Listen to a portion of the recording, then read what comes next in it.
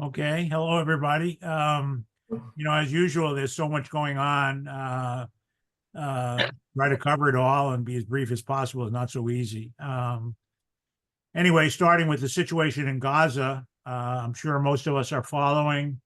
Again, the violence continues and even reaches new heights. Some of you have seen reports from the Israeli bombing at a hospital in northern Gaza, where a fire was shown burning people alive. A horrible, horrible atrocity. And what was the Israelis' claim was a targeted strike. Um, the Israelis are apparently carrying out, obviously, they're besieging all of Gaza, but they're have been in the last week or two have been isolating and attacking what's left of the population of the northern part of Gaza. And people in Israel and outside are speculating that this is part of an effort to depopulate the northern part of Gaza and have it under direct Israeli military control. It's what's called in Israel the General's Plan, which wants to basically permanently occupy the northern part of Gaza and use starvation as a way of eliminating the civilian population and then turning it into a free fire zone effectively for whoever refuses to leave, civilian or military. And the most extreme people in Israel are looking forward to resettling at least the northern part of Gaza, if not the whole strip, after they ethnically cleanse the Palestinian population.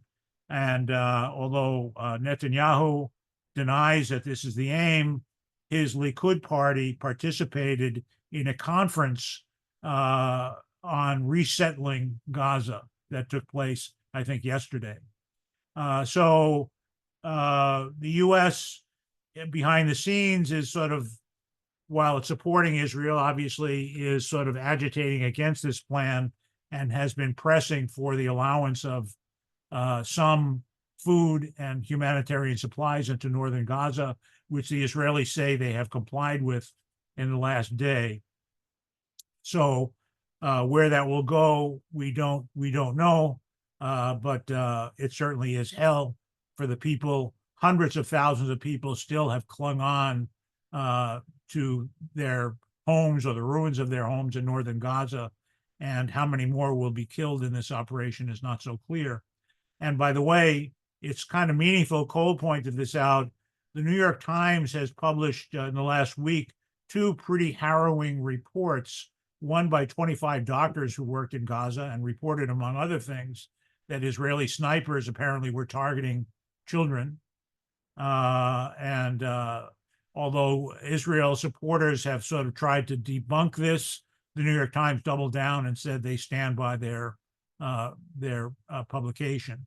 And they also published a long article about Israel's use of human shields to protect their troops. This is not the sort of generic thing that Israel charges against Hamas and the resistance of basically fighting from within civilian areas.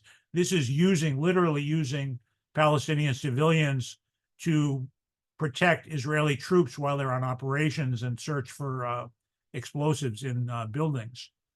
So, and of course, the violence continues in the West Bank and especially around Tulkarm and Jenin, and settler violence. New settlements are springing up every day. And Haaretz had a long article explaining how, although these new settlements are illegal even under Israeli law, all settlements are illegal under international law, that the Israeli government is essentially financing the settler youth that are sort of continuing to dispossess Palestinian communities in the West Bank. In Lebanon, Israeli attacks continue. They have sent troops to invade close to the border and have been engaged in heavy fighting with Lebanese resistance forces. About 1 million or close to 1 million Lebanese have become refugees from the southern part of the country, which is under constant Israeli bombardment. And ironically, a large number who can't find a place to stay in Lebanon have fled to Syria, which is war-torn on its own, but safer than southern Lebanon under Israeli attack. Among other things, the Israelis bombed the city hall of Nabatea in southern Lebanon and killed the mayor and the city council while they were meeting. They also have attacked UNIFIL. UNIFIL is the UN force that's supposed to oversee and maintain peace on the border. They haven't been very effective, but the Israelis have targeted them also and want them to leave so that they won't be able to witness what they're doing in southern part of Lebanon. Meanwhile, the resistance both in Gaza and from Lebanon continues unabated as far as we can tell. And some of you have seen that Hezbollah targeted an Israeli military base south of Haifa and killed 4 and wounded scores of Israeli soldiers. They have been, Hezbollah and Iran have been principally targeting military sites in Israel, contrary to what the Israelis are doing in Gaza and Lebanon. Israel has the lame duck prime minister of Lebanon, whose term has run out. There's no effective government in Lebanon, has charged that Israel has been targeting hospitals and health workers. They certainly have bombed mosques, churches in southern Lebanon. Southern Lebanon is mostly Shia Muslim and one of the strongholds of Hezbollah, but there are many Christian communities in that area too, and they also have become refugees. And apparently Israel's policy toward Lebanon, possibly supported by the United States, is to spark a civil war, renewal of civil war in Lebanon, with the right-wing Maronite forces being armed and supported by Israel to attack Hezbollah. So far, there's not substantial support for that in Lebanon. And just as a reminder, although Hezbollah is based in the Shia Muslim community, it has pretty wide support across Lebanon, and especially as it comes under attack from Israel, which is not popular with anybody in Lebanon except the very far right of the Maronites. Also, the French president has advocated a ceasefire in Lebanon. France has a historic relationship with Lebanon. It occupied it after the First World War and has a centuries-long relationship to the Maronite community in Lebanon, which is affiliated with the Roman Catholic Church. And he was rebuffed and insulted by the Israeli government for this effort. The big news from the United States, news in quotes, is this letter that Secretary Blinken and Defense Secretary Austin wrote to the Israeli government, castigating them for refusing to allow humanitarian supplies into Gaza and sort of vaguely threatening that maybe there might be consequences if nothing changes within 30 days. Of course, conveniently, 30 days takes us to after the US election.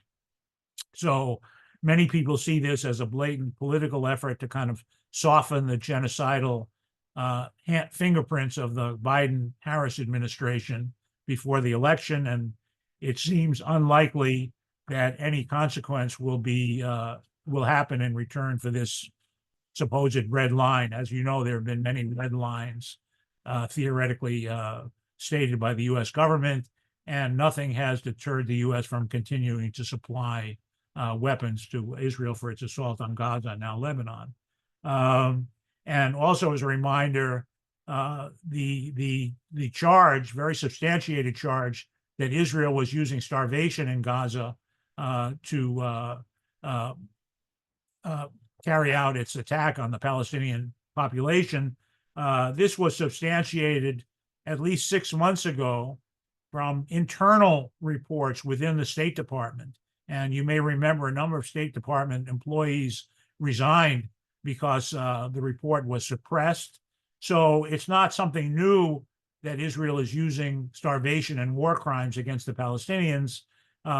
If the US was serious about it, we could have acted a year ago or 6 months ago and not sort of vaguely threaten to do something in 30 days from now. And along with this supposedly threatening letter, the U.S. for the first time has sent combat units to help defend Israel. We are supplying an advanced anti-missile battery to defend Israel against the supposed retaliation that Iran may carry out after another Israeli attack that is waiting to happen any day. And these are U.S. troops on the ground, combat troops. There have been U.S. troops, logistical and troops in Israel for continuously, but this is a combat unit that is based on Israeli soil to basically defend it in its war with Iran. So this is a dangerous new step. Otherwise, in political news in the U.S., a Palestinian organization that defends prisoners called Samidun. Samidun means we are staying, and was declared a terrorist organization by the U.S. and Canada. The joint resolution of disapproval that was initiated by Bernie Sanders has garnered a number of new sponsors or future sponsors in the Senate. We had a meeting with Warren staffers, a second one, and of course it was just the same baloney. She's looking into it, thinking about it, blah, blah, blah, blah. It may be that she will co-sponsor it after the election, but it takes more courage than she's willing to have to speak up now, which a number of senators have done, even ones that don't identify themselves as progressives, like Kane in Virginia and Schatz in Hawaii. And finally, of course, we have the U.S. election coming in less than a month. And we've been discussing among ourselves what to do in terms of that election. And of course, Israel and its supporters in the U.S. have been debating who is more pro-Israel, Trump or Harris. And of course, from our point of view, the answer is both. Trump, has, a history of extreme support for Israel. The liberals and in the Democratic Party wring their hands a little bit, but are the ones who are arming Israel's genocide. And I think in this discussion, if I can speak for myself, genocide in Gaza and maybe Lebanon is the defining moral issue of our time. And I think it's inconceivable to cast a vote for the people who are carrying out and supporting the genocide, even if the opponent is worse in some ways. Both parties are locked into support for Israel. It's like a battle between AIPAC and J Street. J Street is the more democratic part of the Israel lobby. AIPAC now has increasingly gone to the right and is more associated, as is the Israeli government, with the Republican Party and are openly advocating for Trump. And among Jewish voters, supposedly it's important how they're going to vote, but that hasn't changed much. Jewish voters, who are only 2% of the United States, have consistently been 2/3 or more Democratic voters. The more right-wing and Orthodox Jewish community has been Republican for a number of years and will continue to be that. So money, there are hundreds of millions of dollars going to the Republican Party to support Trump that come from Israel supportive organizations and people. And there are millions of dollars going to the Democratic Party from more liberal Israel supporters like J Street and Chaim Saban. So this is a battle of two wings of the Israel lobby, as far as I can tell, and people can make up their own minds. I'm not going to vote for either one, for sure. So anyway, that's all I have. I could go on for a lot longer, but